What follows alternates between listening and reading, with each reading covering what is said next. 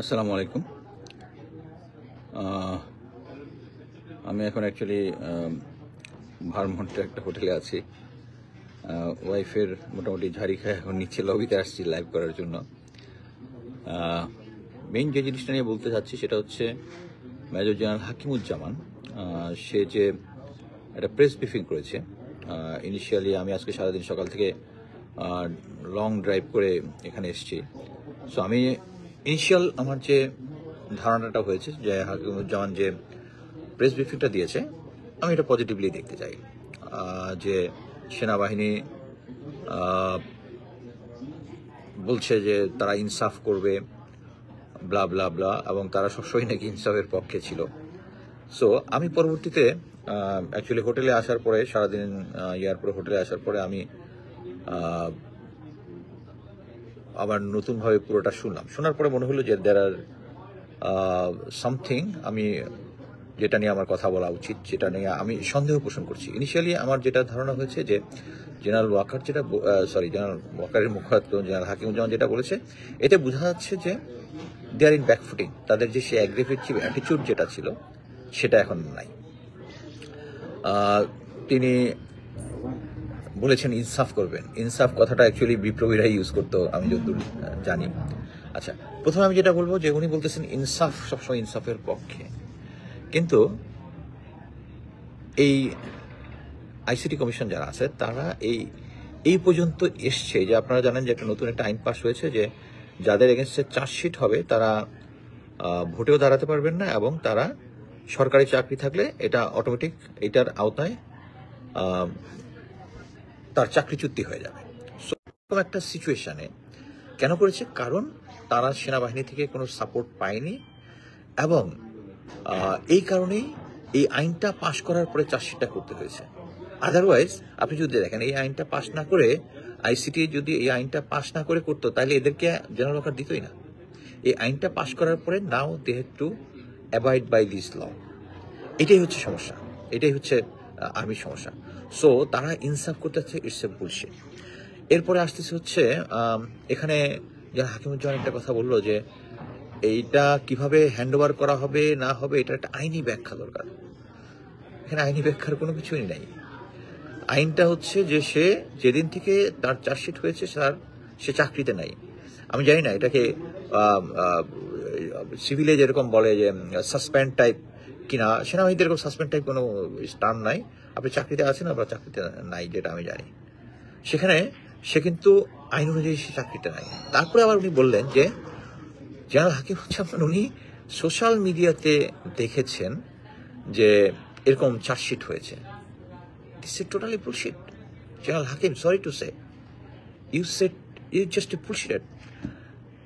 General আপনারা জানেন যে জেনারেল কি নাম, শেখ সারোয়ার যে টি বোর্ডের চেয়ারম্যান ছিল, এবং আমার এক্স ফ্রেন্ড জেনারেল কবির যে কিনা এখন পলাতক আছে বলে আমরা সবাই জানি, তাদের চাকরি পররাষ্ট্র মন্ত্রণালয়ে ন্যস্ত করা হয়েছিল। এটা আপনারা জানেন না?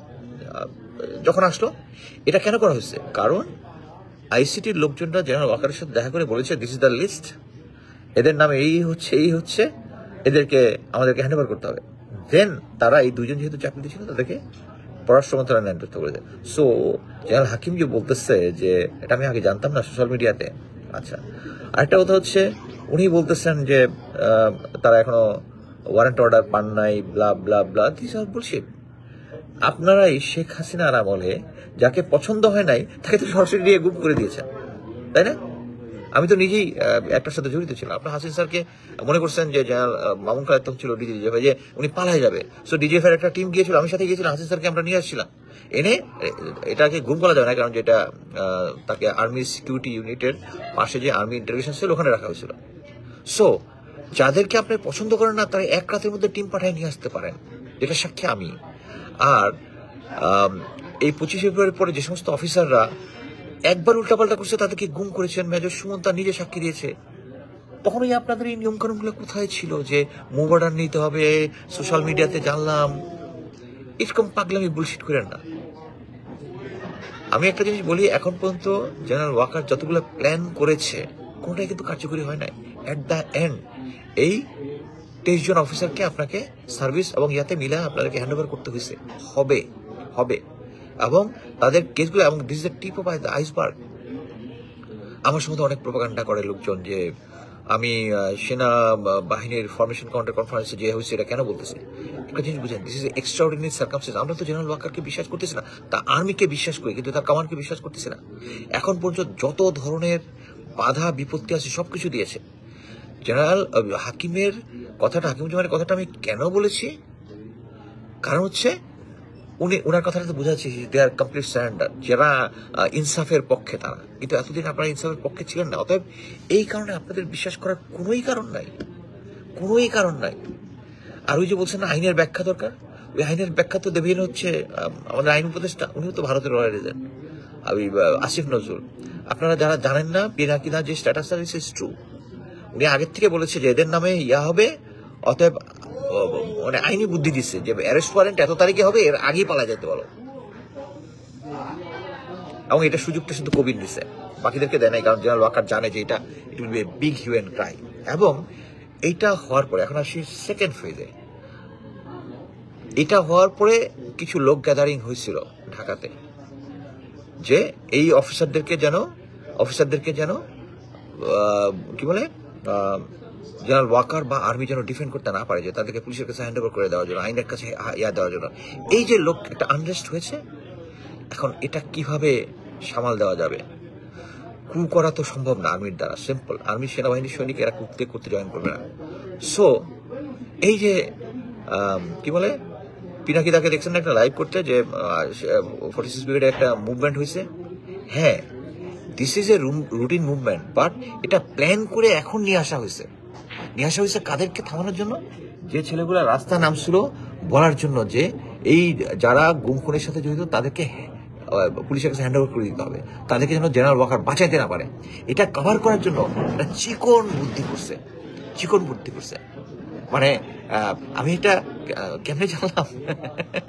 আমি তো সবসময় এটা নিয়ে অনেকে ফান করে, যারা ওয়াকারের পালিত কিছু কুকুর আছে, কিছু হইলেই আয়সা যুক্তিতর্ক বাইর হয়ে যায় আর কি, যেখানে সেখানে আমি লাইভ করি। ওই কুকুরগুলা তখন এই সুযোগটা নিছে আর কি, কুকুরগুলা দিয়া স্প্রেড করা যে সাপও মারলো লাঠি মানে ভাঙলো না, কি যে এই এপিসি মুভমেন্টটা ইচ্ছা করে এই টাইমে করা হয়েছে যেন এটা একটা থ্রেট হয়। সবাই যে গরম হয়েছে, আমি জাস্ট ভারমন্টের দিকে আইসা আলবেনিতে লাঞ্চ করার জন্য রেস্টুরেন্টে উঠছি, সাথে 4-5 জন আমাকে ফোন করছে যে এই হইতেছে হোয়াট ইজ দ্য নিউজ। আমি কয়েকজনের কাছে নিউজ দিলাম, তাদেরও কোনো রেসপন্স পেলাম না। অবশ্যই মনে হলো এরকম একটা হলে তো আমার 1-to-1 জানার কথা, হ্যাঁ গ্যারান্টি। এই যে 46 যে মুভমেন্ট হচ্ছে বিদ্রোহীদের কাছে চলে গেছে, এটি হচ্ছে মেইন জিনিস। এটা থেকে শিক্ষা গ্রহণ করতে হবে আমাদের জেনারেল ওয়াকারুজ্জামান, যে আপনি ইচ্ছা করলে কিছু একটা করলে পার পাবেন না, এবং এটা ভালো মতোই জানেন। এবং এটার জন্য ভরসা না, আমাদের ভরসা সেনাবাহিনীর কোর এলিমেন্ট, সৈনিক অফিসার যারা আছে, তারা জানে যে সেনাবাহিনীর আজকে এই দুর্দশার জন্য জেনারেল ওয়াকার দায়ী, এই যে যারা গুম খুনের সাথে জড়িত ছিল তাদের দায়ী। এই গুম খুনের এখন মানে লেজিটিমেট ভাবে 23 জন অফিসারের কাছে চার্জশিট হচ্ছে, এটা দিতে আপনাদের মুভমেন্ট অর্ডার লাগবে, বিভিন্ন ফরমেশন থেকে ক্লোজ করতে হবে। আর ইহার আমলে, শেখ হাসিনার আমলে 1-to-1 ধরে নিয়ে একদিনের মধ্যে বিদায় করে দিচ্ছেন। ইভেন যে সমস্ত অফিসাররা একটা মানে ফর্মাল পায়, কি বলে রিটায়ারমেন্ট পার্টি পায়, কিচ্ছু তো একদিনের মধ্যে তাদেরকে মুভ অর্ডার ধরাই দিচ্ছেন। Lot of instances. আর এখন বলতেছেন যে তাদেরকে করতে হবে। বাট একটা জিনিস হচ্ছে, এটাও আপনারা পারবেন না, কারণ আমরা সব সময় তথ্য পাই যারা ম্যাচিওর সেনাবাহিনীর ভিতরে, তারা আমাদেরকে ইনফরমেশন দেয়। আর আমরা এটা কেন প্রচার করি? কারণ আপনাদেরকে বিশ্বাস করি না। জেনারেল ওয়াকার, আপনি যদি দেশপ্রেমিক হন, মনে করেন যে আমি এখন দেশপ্রেমিক, বাংলাদেশের ভালো চাই, সেনাবাহিনীর ভালো চাই, দরকার হলে প্লিজ রিটায়ার করেন, অন টাইম রিটায়ার করেন। এটাই হচ্ছে, আপনি যদি দেশের জন্য ভালো কাজ করতে চান, এটা হচ্ছে আপনার জন্য বেস্ট সলিউশন। কারণ আপনি তো কোনো জায়গায় কোনো কিছু করতেছেন না, কোনো জায়গায় কোনো হেল্প করতেছেন না।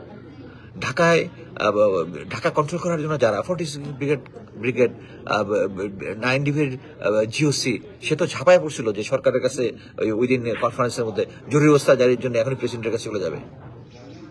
আপনি বিজিবি তাকেও সরাচ্ছেন না। তারাই আগে শেখ হাসিনা বন্দনা করেছে, পাবলিকের কাছে গুলি করেছে। এখন রেদওয়ান আসামি, কিন্তু আমাদের বিজিবি আসামি না। পুলিশের যারা গুলি করেছে তারা আসামি, কিন্তু তাদের আইজিও কিন্তু আসামি, কিন্তু বিজিবির ক্ষেত্রে কিন্তু না। বিজিবির রেদওয়ান আসামি, কিন্তু ডিজি কিন্তু আসামি না। সো আমি ওই দিন আরেকটা জিনিস বলেছিলাম যে কি বলে যে জেনারেল ওয়াকার বলেছে যে ইন্ডিমিউনিটি দিতে হবে এবং ইন্ডিমিউনিটির জন্য নেক্সট যে সরকার আসবে তার সাথে কনফারেন্স করতে হবে, তার সাথে উনি কথা বলে এটা আদায় করে ছাড়বেন। এখন শোনেন, এর 2 দিন পরেই বোধহয় আপনারা দেখছেন যেখানে ফখরুল ইসলাম আলমগীরের সাথে একটা মিটিং করেছে। কিন্তু এটাই সব না। জেনারেল ওয়াকারের আর্মি কমান্ড্যান্ট এসু ব্রিগেডিয়ার জেনারেল শামস একই টাইমে সে লন্ডনে ছিল, তারেক জিয়ার সাথে কথা বলতেছিল। আপনারা তো অনেক সময় বলেন যে গোয়েন্দা সংস্থা কিভাবে তথ্য কালেক্ট করে, আমি বলি যে আমার সোর্স বলেছে, অমুক বলেছেন। আজকে এটার ব্যাপারে আমরা একটা ডিটেলস বলবো যে কিভাবে আমি তথ্য পাই, কিভাবে এটাকে অ্যানালাইসিস করি। আমাকে প্রথমে 3 দিন আগে একটা সোর্স আমাকে জানাইলো লন্ডনে দেখা গেছে ব্রিগেডিয়ার শামসকে। আমি তো অবাক, ব্রিগেডিয়ার শামস এখন এখানে কি করবে? সাথে সাথে আমি টোটাল 5টা সোর্সের কাছে ইনফরমেশন দিলাম।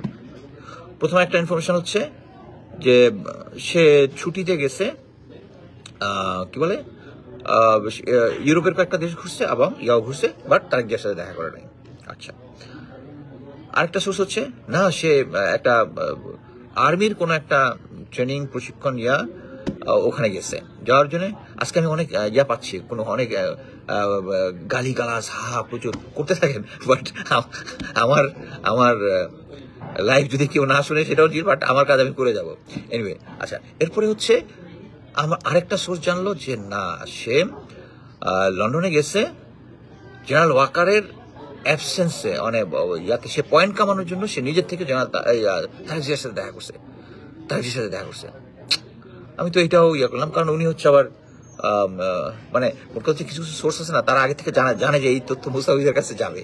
সো এটাকে একটু পালিশ করে দেয় যেন অ্যাকচুয়ালি শামস নিজে থেকে গেছে পয়েন্ট কামানোর জন্য, তার এখানে কোনো কাজ ছিল না, তার ছিল সরকারি কাজ, তারপরে এক্স বাংলাদেশ লিভে গেছে। আচ্ছা, তারপরে হচ্ছে তারপরে তারপরে একজন বলল যে না, প্রথমে একজন বলল না এরকম তো আমি, আচ্ছা অমুকে ওই সময় বললো যে আর্মি তাহলে এটা করবে কেন, ওইটা করবে, তার মানে তো বোঝা যাচ্ছে। আচ্ছা, সে আবার 2 দিন পরে জানাইলো হ্যাঁ ব্রিগেডিয়ার শামস তারেক জিয়ার সাথে দেখা করছে, বাট তারেক জিয়া তাকে পাত্তা দেয়। সে বলছে যে দেশে আসছে নাকি তাদেরকে বুলেট প্রুফ গাড়ি টাড়ি দিবে তারেক জিয়াকে, ম্যাডাম খালেদা জিয়াকে, তারপরে নির্বাচনের সময় মানে তাদেরকে একটু সাপোর্ট দিবে, তারা পাওয়ারে আসলে যেন, এটা নাকি তারেক জিয়া পাত্তা দেয় নাই। আচ্ছা, নেক্সট আরেকটা আসছে হচ্ছে সে ওখানে গেছে, বাট তারেক জিয়ার সাথে তার দেখা হয়নি। সো এখন মনে করেন যে এতগুলো তথ্য আপনি পাইছেন, এখন কি করবেন? এখন আমার অ্যাসেসমেন্ট শুনুন, এগুলো নিয়ে সবকিছু কথাবার্তা আন্ডারস্ট্যান্ডিং হওয়ার পরে আমার কথা হচ্ছে এটা জেনারেল ওয়াকার তারে পাঠাইছে ওখানে তারেক জিয়ার সাথে দেখা করার জন্য। কারণ যারা বলছে যে তারেক জিয়া তাদের সাথে কোনো না কোনো ভাবে পলিটিক্যাল একটু আন্ডারস্ট্যান্ডিং থাকার সম্ভাবনা আছে। সো আমি মনে করতেছি যে এখানে যে জিনিসটা আছে সে হচ্ছে ওখানে গিয়ে তারেক জিয়ার সাথে একটা ঘুরু করার চেষ্টা করতেছে যে ওখানে গেছে এবং আগামী নির্বাচনে তাদেরকে নিয়ে আসা হবে। আমার মনে হয় না যে জেনারেল ওয়াকার, এবং আমি বলবো বিএনপিকে এই টোপ খাওয়া উচিত না, কারণ এই টোপ হচ্ছে আলটিমেটলি ইন্ডিয়ার টোপ। ইন্ডিয়া আপনাদেরকে 17 বছর ধরে কোনো না কোনো বিভিন্নভাবে টোপ খাওয়াইছে এবং টোপ খাইছেন এবং বিএনপিকে এই সিচুয়েশনে নিয়ে আসছেন। সো আমি আবারও সেনাবাহিনীর সবাইকে বলবো, আগামী নির্বাচন বাংলাদেশের জন্য একটা অ্যাসিড টেস্ট। আপনারা কোনোভাবেই এই নির্বাচনকে কোনো ঘাপলা হতে দিবেন না। আপনারা নির্বাচনটা করবেন, বাংলাদেশের জনগণ একবারের জন্য হলেও দেখতে চায় যে বাংলাদেশের জনগণ কাকে চাচ্ছে, কাকে নির্বাচনে দেখতে চায়। কোনো অসুবিধা নেই, বিএনপি আসুক, জামাত আসুক, এনসিপি আসুক, আমাদের কোনোই সমস্যা নাই, বাট একবার না একবার সহি ইলেকশন হইতে হবে। কিন্তু জেনারেল ওয়াকার যে কাজটা করতেছে, বিভিন্ন প্যাচ আপ করার চেষ্টা করতেছে, বিএনপি এটা মানতেছে কিনা আমি বললাম যে ওকে, এই মুহূর্তে আমি ধরে নিলাম যে বিএনপি এটা অ্যাকসেপ্ট করে নাই, কিন্তু আমাদেরকে সতর্ক হইতে হবে। আমরা চাই দেশে একটা পারফেক্ট ইলেকশন হোক এবং এটা সেনাবাহিনীর এফেক্টিভ গ্রাউন্ডে কন্ট্রোল ছাড়া এটা হবে না। যারা গ্রাউন্ডে থাকবেন তাদেরকে যদি আপনাদেরকে ম্যাজিস্ট্রেসি পাওয়ার কিন্তু দেওয়া আছে, আপনারা প্রতিটা কেন্দ্রে যদি কন্ট্রোল করতে না পারেন প্রতিটা জায়গায়, আমাদেরকে বিভিন্ন সময় বলা হতো যে আমরা কেন্দ্রের ভিতরে যাবো না, বাট কেন্দ্রের ভিতরে কন্ট্রোল রাখতে হবে। আমাদের সিভিলিয়ান যারা আছে তাদেরকে রাখতে হবে, সাংবাদিকদের আচ্ছা আমার কাছে সবচেয়ে স্যাড হচ্ছে সাংবাদিকদের নিয়ে। সাংবাদিকরা এই যে এতগুলো অফিসারকে যে নিচ্ছে, অফিসারদেরকে যে চাষি, এটা নিয়ে তাদের যে হেডলাইন দেখলাম, কি তারা পারলে এটা নিয়ে কথা বলে না। সবচেয়ে মজার কারণ হচ্ছে যারা অ্যাক্টিভিস্ট ছিল, এতদিন একসাথে কাঁধে কাঁধ রেখে যুদ্ধ করেছি, তাদের আস্তে আস্তে চেহারা চেঞ্জ হয়ে যাচ্ছে।